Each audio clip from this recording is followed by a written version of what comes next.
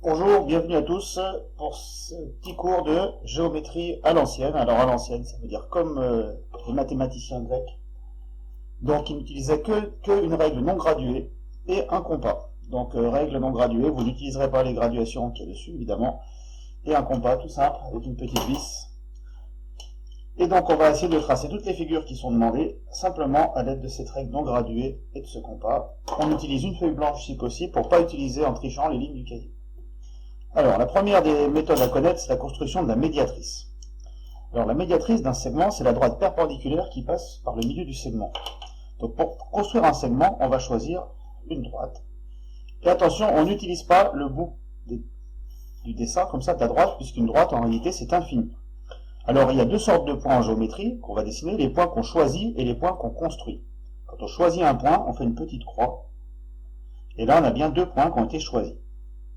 Ensuite, on va construire les éléments de la médiatrice à l'aide de notre compas. Cette fois-ci, on va avoir des points qui sont construits. Donc, je prends une distance au hasard, je plante sur chaque point, je garde la même distance. En bas, je peux changer la distance si je veux, mais quand je vais d'un point à l'autre, je ne bouge plus la distance. Donc là, j'ai fait un peu plus grand. On pouvait aussi garder la même chose. Et là, vous voyez, j'ai donc sur ce même dessin un bel exemple de deux points qui sont choisis et de deux points qui ont été construits. Et je peux donc tracer la médiatrice.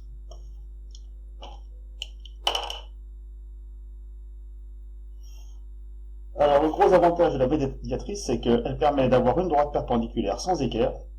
Et elle permet aussi, sans mesurer, de couper un segment en deux. Donc, c'est des propriétés qui vous seront utiles. Le dessin numéro 2 que vous avez à faire dans la première partie, c'est la bisectrice. Alors la bisectrice, c'est ce qui coupe un angle en deux. On va dessiner un angle comme ça par l'intersection de deux droites. J'ai un autre exemple de point construit ici, l'intersection de deux droites. Alors attention, encore une fois, là au bout, ce ne sont pas des points.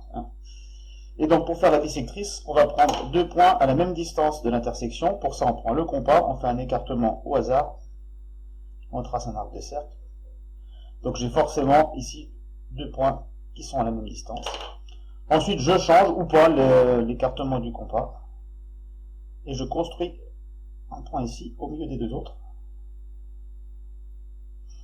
Et donc, avec ce point qui a été construit, vous voyez, ici on a la construction de 4 points. 1, 2, 3, 4. Et on peut tracer la bisectrice.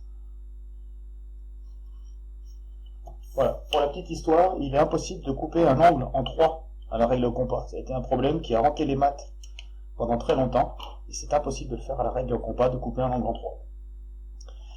Donc, dessin numéro 3, cette fois-ci, on a une droite et un point sur la droite, et on veut chercher la perpendiculaire. Donc, je commence par dessiner une droite, un petit peu, une droite, je prends un point choisi sur la droite, donc une petite croix, et je veux faire ça, la perpendiculaire. Alors, surtout, on ne la fait pas à l'œil, il va falloir construire cette perpendiculaire.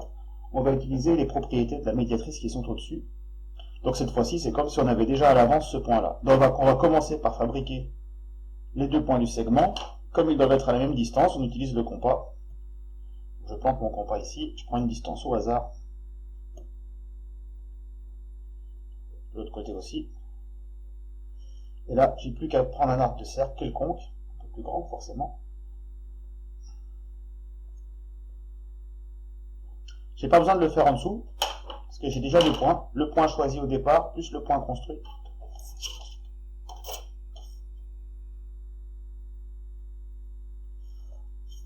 Et voilà, la perpendiculaire, construite grâce à la médiatrice.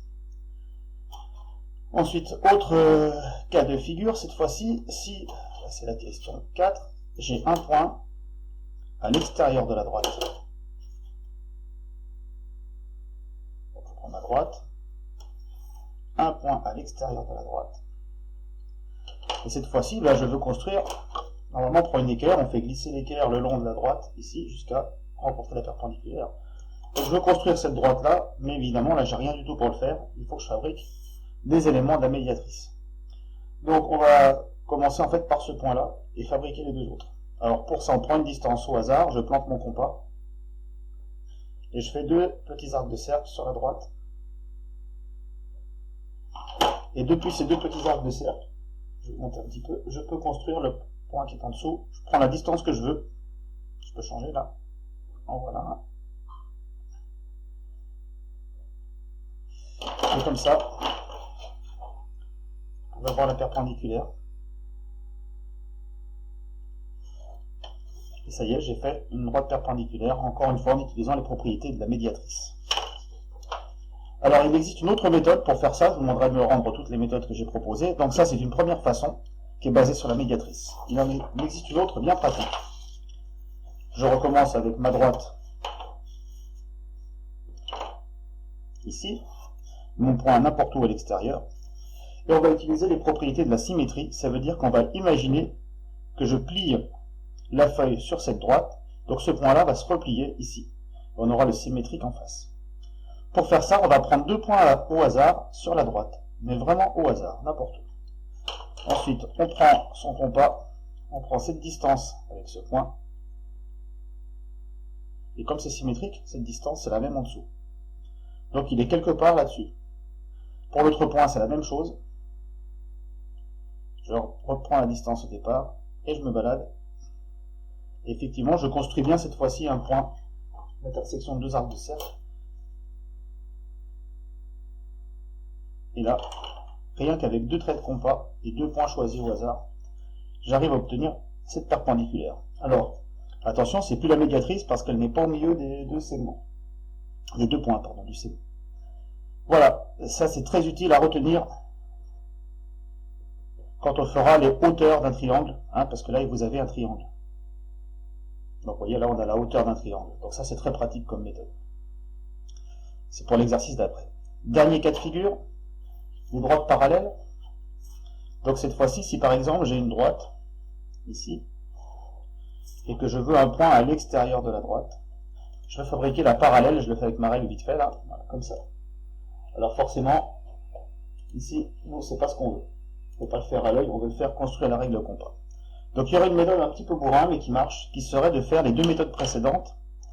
Donc d'abord celle-ci, donc à partir de là, on fait la même construction, je fais que le résultat, on obtiendrait la droite perpendiculaire qui passe ici. Donc il y a plein de traits de compas qui manquent, que je ne fais pas là, vous allez refaire vous. Ensuite, une fois qu'on a fait ça, on prend la perpendiculaire à cette droite rouge, qui passe par le point qui est là. C'est la question d'avant celle-là, la question 3. Donc on fait les deux petites marques sur le côté, on fait son petit trait de compas, et on obtient ça. Et donc avec deux perpendiculaires, on obtient une parallèle. Donc je vous demanderai de me le faire, ça, mais c'est pas la meilleure méthode, même si c'est un bon exercice. La meilleure méthode, c'est celle-là. On va construire des parallélogrammes, un petit peu cachés. Donc j'ai une droite, un point à l'extérieur. Je rappelle ce qu'est un parallélogramme. C'est l'intersection de deux bandes de papier. Une bande de papier qui coupe une autre bande de papier. Quand vous faites ça, vous avez une figure avec quatre côtés parallèles, qui est un parallélogramme. Cette longueur est la même que cette longueur est la même que cette longueur. C'est une propriété des parallélogrammes.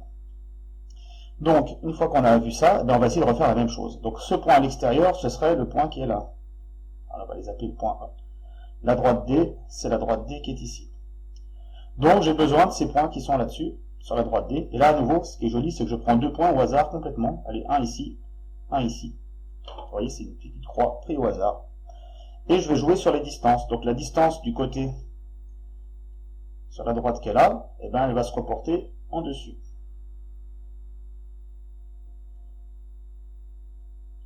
Ensuite, ça c'est la grande distance. La petite distance qui est là,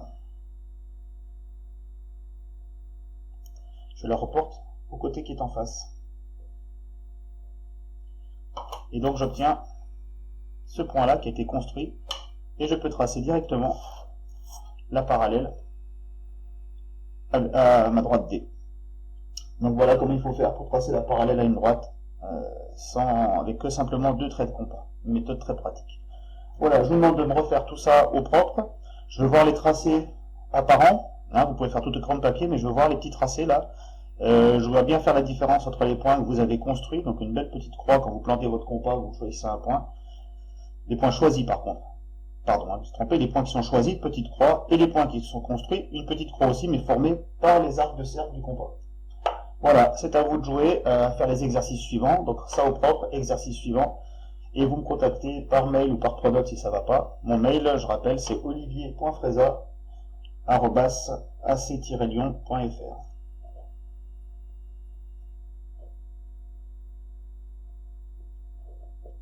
Voilà.